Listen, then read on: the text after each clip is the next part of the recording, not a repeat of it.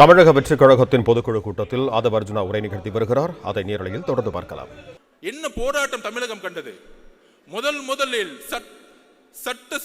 சட்ட சீர்திருத்தத்தை, அரசியலமைப்புடைய சட்ட சீர்திருத்தத்தை, ஃபர்ஸ்ட் அமெண்ட்மெண்ட்டை உருவாக்கியது தமிழ்நாடு. இத்தனைக்கும் அன்றைக்கு வந்த அண்ணா அவர்களும் பெரியார் அவர்களும் எந்த அரசியலிலும் முதலமைச்சராக கிடையாது, அதிகாரத்தில் கிடையாது. சமூக நீதிக்காக உருவாக்கிய தமிழ்நாடு. அதுதான் போராட்டம்.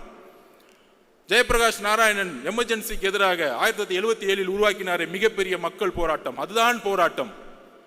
பர்மிஷன் வாங்கி 6 மணிக்கு போர்டு வச்சுட்டு, அதுதான் தலைவர் சொன்னார். என்ன சார் போராட்டம் பண்றாங்க, நடிக்கிறாங்க, எல்லாம் முன்னேற்றம் இருக்கும். திரு வைகோ அவர்களை எப்படி காலி பண்ணாங்க தெரியுமா? 6 தொகுதி கொடுத்துட்டு டிஎம்கே சிம்பிள் நிக்க வச்சுட்டாங்க. இன்னைக்கு வைகோ அவர்களுக்கு சட்டசபையில மெம்பர்ஸே கிடையாது. கடைசியில் அவருடைய மகன் ஒரு அமைச்சர் முன்னாடி கண் கலங்கி அழுகுறார், நான் சொந்த சிம்பிள் தான் நிற்பேன் அப்படின்னு. இதுதான் உங்களுடைய கூட்டணியுடைய அடக்குமுறை, இதுதான் சர்வாதிகாரம், இதுதான் நாசிசம், இதுதான் ஹிட்லர். ஜனநாயகம் பேசிக்கொண்டு ஹிட்லர் எப்படி ஆட்சியை பிடித்த பிறகு ஒரு டிக்டேட்டர்ஷிப்பை, அரசை உருவாக்கினாரோ, ஜனநாயகத்தை பேசி ஆட்சிக்கு வந்தவுடன் வெறும் பிஜேபி எதிர்ப்பு என்ற ஒற்றை காரணத்தை வைத்து நீங்கள் தொடர்ந்து 3 தேர்தலில் வென்று கொண்டு அதை உடைக்கக்கூடிய ஒரே சக்தி எங்களுடைய கட்சி தலைவரும் தாவேக்காவும் தான். அதற்கான பயம்தான் எங்கள் மீது பல தரப்பட்ட விமர்சனங்கள்.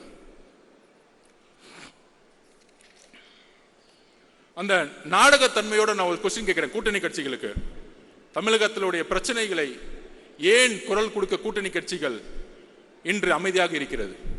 அமைதியாக இருக்கும் பொழுது மக்களுடைய உணர்வு எப்படி வெஸ்ட் பெங்கால்ல கம்யூனிஸ்ட் தோழர்கள் அமைதியாக இருக்கும் பொழுது எப்படி பிஜேபி 2ஆம் இடத்துக்கு வந்ததோ, அதே போல திமுக பிஜேபி வளர்க்கிறதுக்கான எல்லா வேலைகளையும் செய்து கொண்டிருக்கிறது. டெல்லியில மேல செட்டிங் பண்ணிக்கிட்டு இங்க எதிர்க்கிற மாதிரி எதிர்க்கிறது. ஏன்னா அவங்களுக்கு முதலமைச்சர் ஆகணும், தான் பையனை உட்கார வைக்கணும், அவ்வளவுதான் அஜெண்டா, வேற ஒன்றும் கிடையாது. டீலிமிட்டேஷன் மீட்டிங் நடத்தினாங்களே, பாவம் முதலமைச்சர்கள் வந்துட்டாங்க. அண்ணா அக்கா வழிமொழிறாங்க, தம்பி பேசுறாரு, அப்பா பேசுறாரு. என்ன குடும்ப மீட்டிங்? பேசாம ஒரு பர்த்டே ஃபங்க்ஷன் வச்சிடலாமே. டீலிமிஷன் மீட்டிங்கா இல்ல பிறந்த நாள் விழாவாது?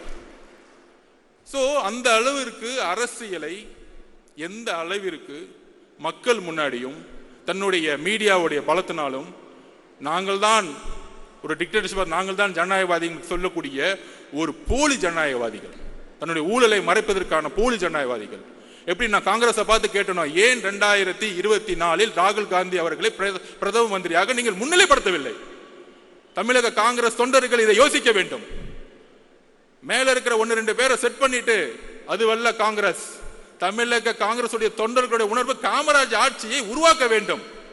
இதை ஏன் செய்யவில்லை? காங்கிரஸ் தொண்டர்கள் இதை கேள்வி கேட்க வேண்டும். அதற்கு அப்புறம் நம்ம சிபிஐ, சிபிஎம், கம்யூனிஸ்ட் தோழர்கள் என்ன ஒரு அடக்குமுறை.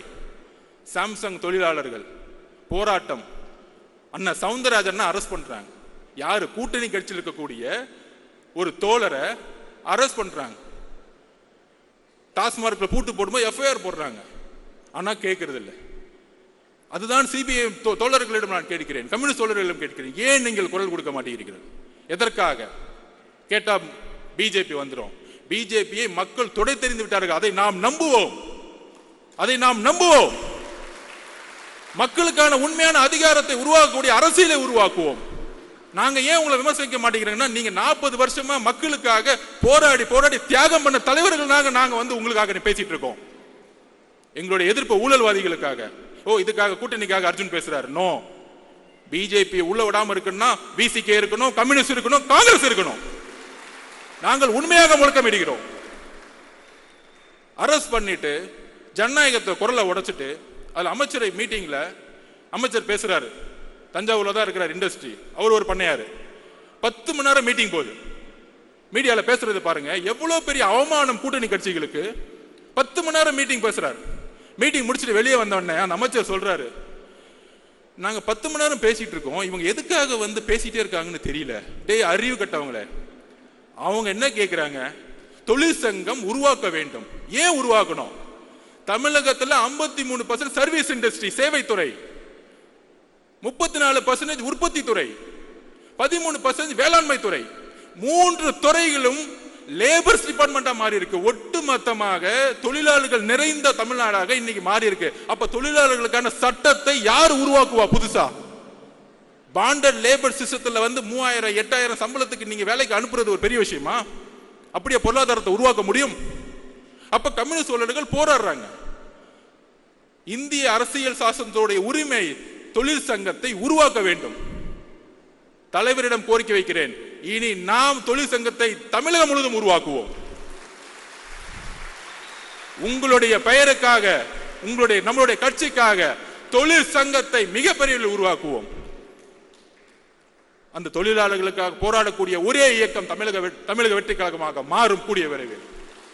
நீங்கள் குரல் கொடுக்கவில்லை என்றால் தமிழக வெற்றி கழகம் இருக்கிறது. தோழர்களே, நாங்கள் உண்மையோடு உங்களோடு பயணிக்க கொள்கை அடிப்படையில் தேர்தல் அரசியல் கூட்டணி இதெல்லாம் தூக்கி போடுங்க. முதல்ல மக்களுடைய பிரச்சனையை பத்தி மெதுவா பேசிட்டே இருப்போம். தேர்தல் அரசியல் 2 மாசத்துக்கு முன்னாடி வச்சுக்கலாம். அந்த பிரச்சனையை பேசக்கூடிய தலைவரையும் மக்களையும் தான் மக்கள் தேர்ந்தெடுப்பார்கள். எழுதி வைத்துக் கொள்ளுங்கள். அடுத்தது நம்ம மனிதநேய மக்கள் கட்சி ஜவஹர் அண்ணன் ஆட்சி வரத்துக்கு முன்னாடி கோயம்புத்தூர் இருக்க முஸ்லிம்கள் விடுவிக்கப்படுவார்கள் மனித நேயத்தின் அடிப்படையில். ஆட்சி வந்த பிறகு சுப்ரீம் கோர்ட்ல அவங்கெல்லாம் வெளியே விட்டா சமூக நல்லிணத்துக்கு பிரச்சனை ஏற்படுத்திடும். யார் பண்றது? தமிழக அரசு. அதுக்கு அடுத்த வாரமே திமுக மேடையில திமுக உறுதி கொடுத்த மாதிரி முஸ்லிம் தோழர்களை வெளியே அமைச்சிருவோம். என்ன ஒரு நடிப்பு, என்ன ஒரு முரண்! இந்த முரண்களை ஏன் இன்னும் கொஸ்டின் கேட்காம இருக்கிறோம்? நம்ம இந்த முரண்களை நம்ம கேள்வி எழுப்பணும். பிளே ஸ்டோர் மற்றும் ஆப் ஸ்டோரில் இருந்து பாலிமர் செயலியை QR கோடு மூலம் பதிவிறக்கம் செய்யுங்கள். செய்திகளை உடனுக்குடன் பெறுங்கள்.